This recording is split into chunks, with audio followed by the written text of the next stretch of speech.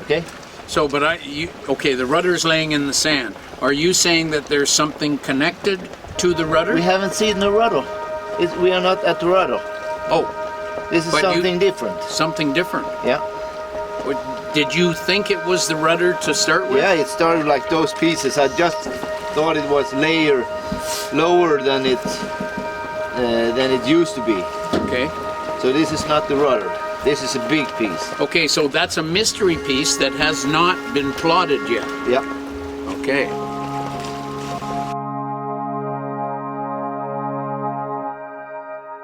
Projects. I've seen lots of them start and falter. They always start with a bunch of guys get around, they get a good idea, they say, let's make this happen, and they all kind of enthusiasm, but then after a while, a few of the champions, they fade away or they change, and the project kind of fades away and the resources, and people get interested in other things. Nanton stands as a classic example of how to keep a project going. And I have to tell you that Nanton and the museum here, and I've seen lots of them, Nanton is one of the finest aviation museums, certainly one of the finest in Western Canada. Okay, everybody, we're back here telling you about the grand adventure to go get a Halifax bomber from underwater off the coast of Sweden.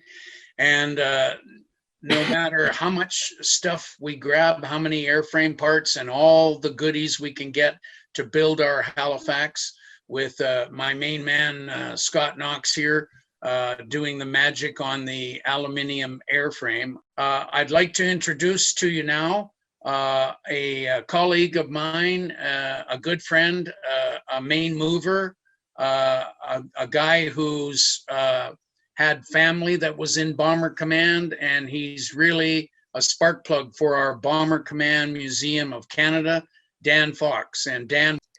Thank you, Carl.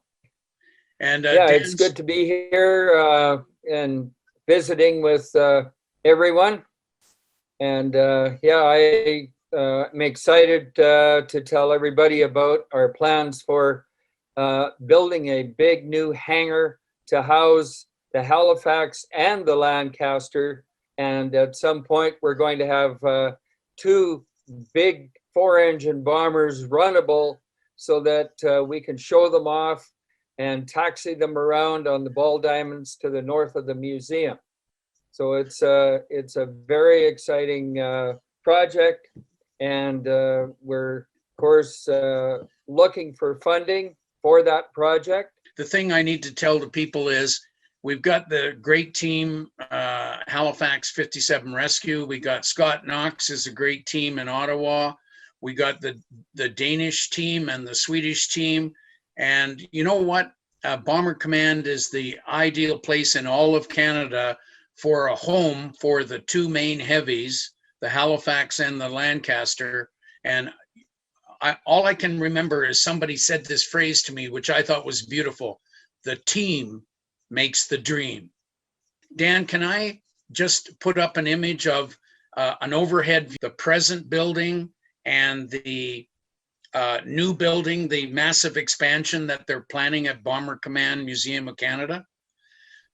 We'll just put this up now, and Dan, take her away. I've shown L for Lima is where our present museum is, and you see the H at -L, that's would be the new home. So take her away, Dan.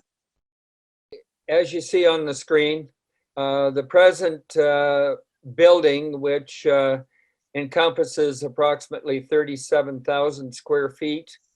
Of course, we've outgrown our present building, and when we acquire and start building a Halifax bomber, we won't have room for it in the existing hangars. So what we're proposing to do is build a 140 by 175 foot building expansion directly west of our existing building, and it will be joined by a hallway to the existing building, so we can have visitors and of course some of our volunteers transporting materials and so on, back and forth between the two buildings.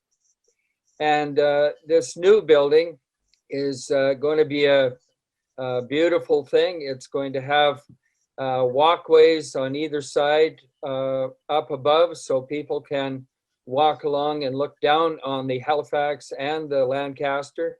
And it'll have a mezzanine at the back. It will have a shop area, bathrooms, storage area, a kitchen, so we can host big events in it. And it will allow us to have much bigger events taking place at our facility, because we could probably have up to 1,000 people entertained in that new building.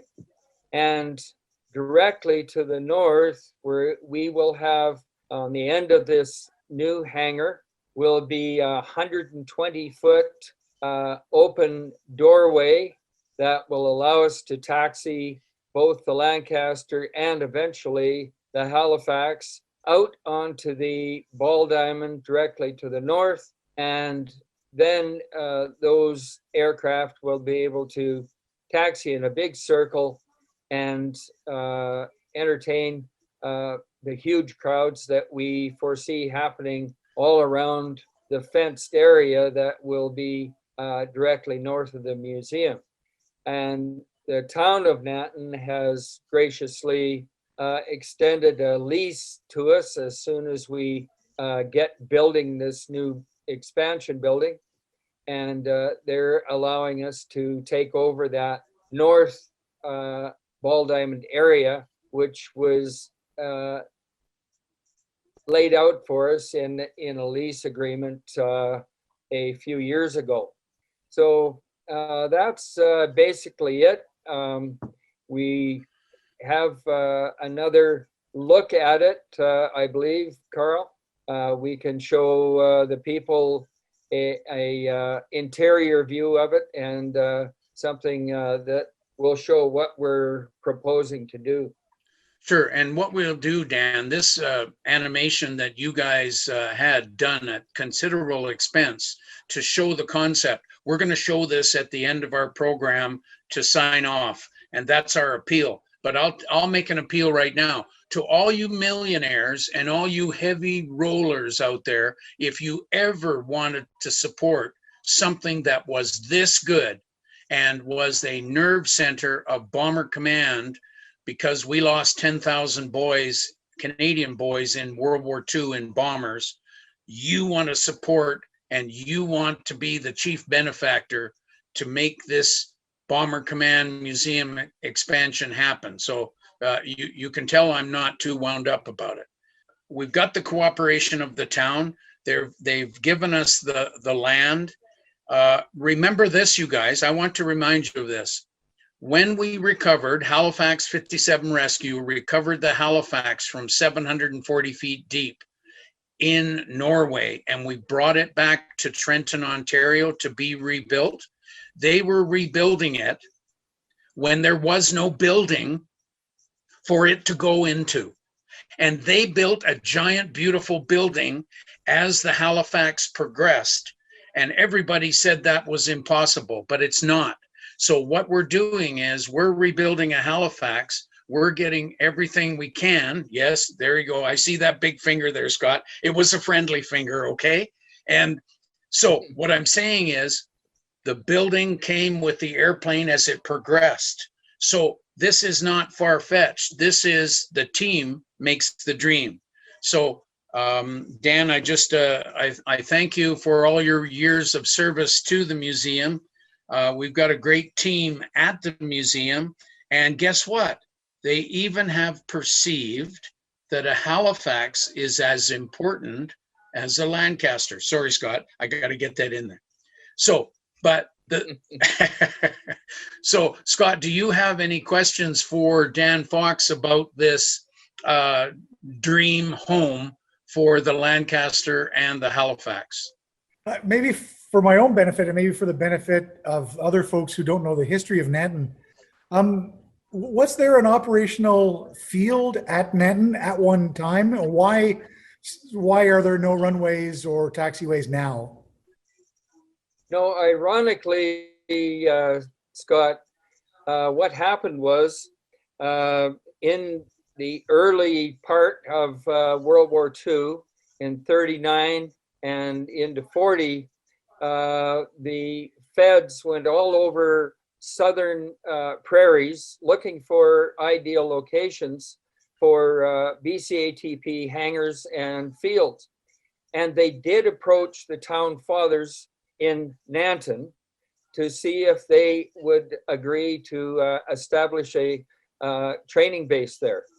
And the town fathers turned them down because they said, oh no, we can't have all these young, virile young men being in Nanton and impregnating all our young girls because this was a worry that they had. And as it turned out, of course, we had bases established all around us at High River, Vulcan, Claresholm, Fort McLeod, Pierce, and so on. And of course, all these virile young men were in Nanton anyway at different times. So that argument didn't stand up.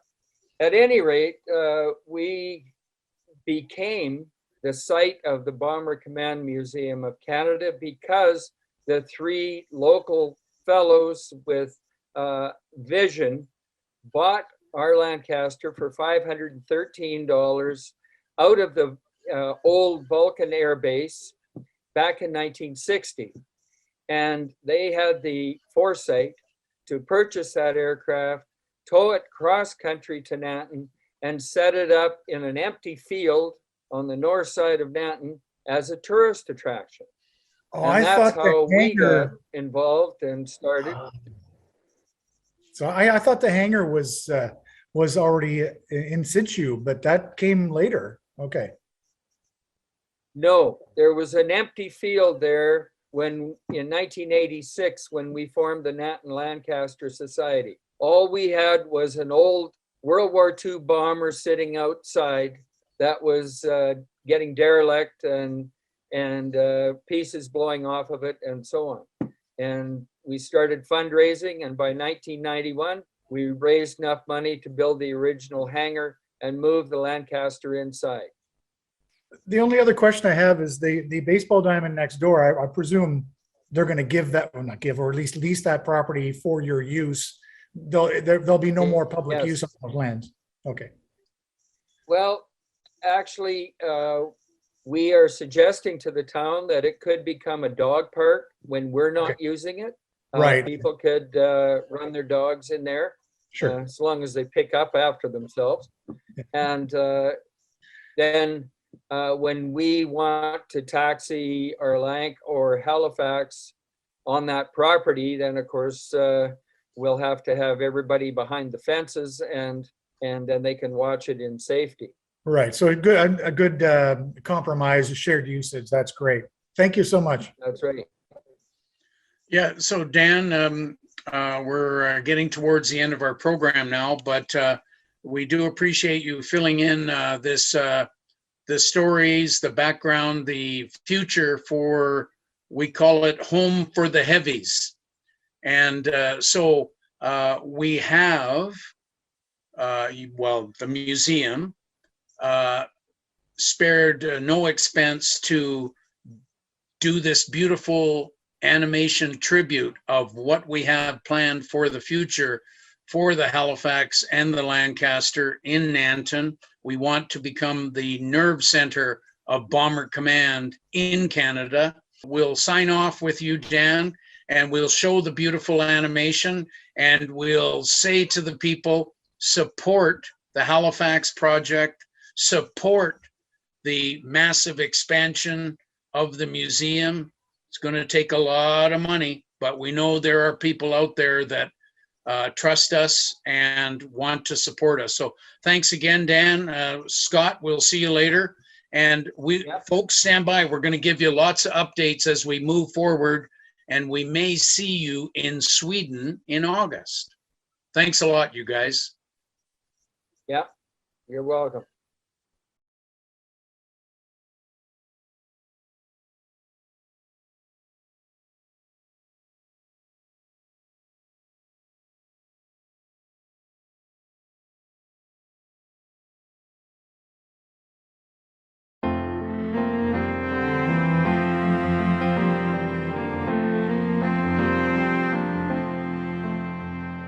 When I was a young man, I flew with my best friends. We took to the blue skies, we followed our captains. The times called for fighting, but we knew that our missions were standing for freedom again and again. There's a wall in the town of Netton, Alberta. There's a wall in the town with the names of the men who have fallen while fighting for freedom. In our memories they'll always remain. In our memories they'll always remain. If they could look back on a time travel moment, they'd be sitting again in those planes, dancing like eagles in the winds of the starlight, flying again and again. There's a wall in the town of Netton, Alberta. There's a wall in the town with the names of the men who have fallen while fighting for freedom. In our memories they'll always remain. In our memories they'll always remain.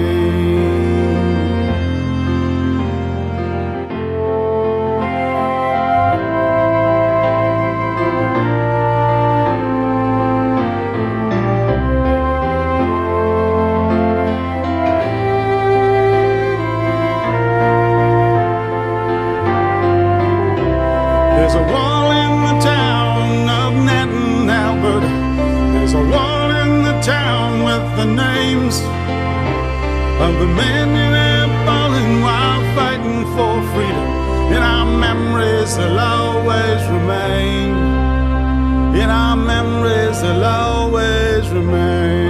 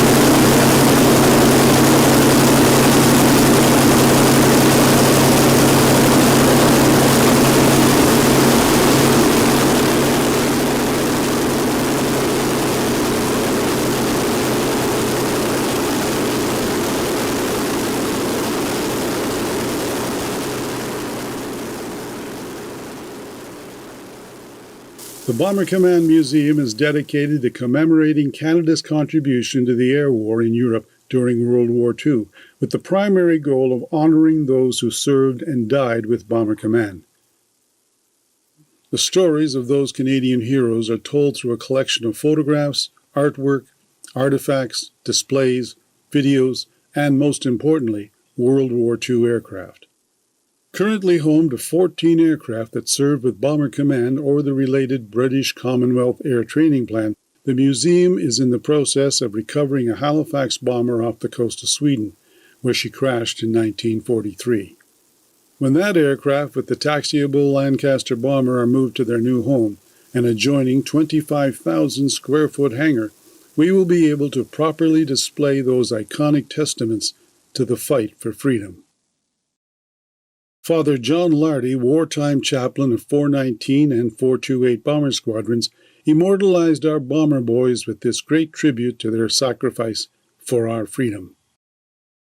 All those who had a part in it will have left to posterity a legacy of honor, of courage, and of valor that time can never despoil. Please donate today and help us continue sharing the legacy of Bomber Command and honoring all those who had served.